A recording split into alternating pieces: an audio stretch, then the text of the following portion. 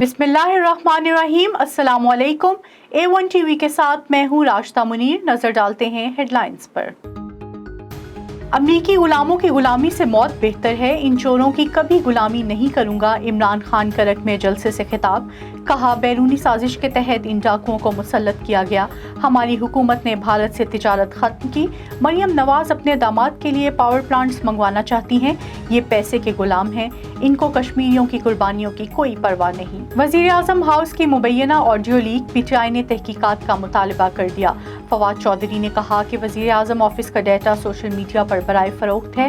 अहम call data leak होना security agencies खुसूसन IP की बड़ी नाकामी है। शरीफ खानदान का मुल्की मुफाद के खिलाफ इकदाम कोई बात नहीं करता। नून लीग की असलियत का मुझे पहले से ही पता था, अब अवाम को भी मालूम हो गया। वजीर आला पंजाब का वजीर आजम हाउस की मुबैना ऑडियो पर रद्द-ए-अमल। गुजरात में ज़हूर इलाही की बरसी पर मजीद बोले, मेरे खिलाफ बातें करके मरियम नवाज ने अपनी असलियत बताई, इसी वजह से इमरान खान का साथ दिया। इस्लामाबाद तक महदूद इस खानदान को मॉडल टाउन मुकदमे में उम्र कैद की सजा होगी। मौलाना फजलुर रहमान ने भी वजीर आजम हाउस की ऑडियो लीक होना इंतहाई तशवीशनाक करार दे दिया। सरबराह PTM का वजीर आजम से मुलव्विस अफराद के खिलाफ सख्त एक्शन लेने का मुतालबा।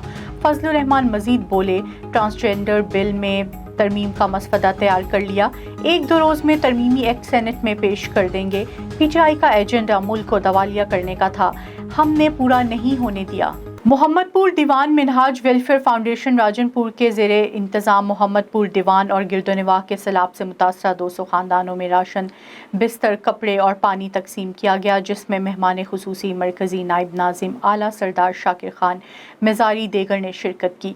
इस मौके पर मिनहाज वेलफेयर फाउंडेशन के ज़िम्मेदारान का कहना था कि शेखुल इस्लाम डॉक्टर मोहम्मद ताहिरुल कादरी के फ़लसफ़े और इनके मंशूर के मुताबिक हर मुश्किल घड़ी में दुखी इंसानियत की खिदमत में हमेशा पेश हैं। सैलाबी इलाके के लोगों को तनहा नहीं छोड़ा जाएगा।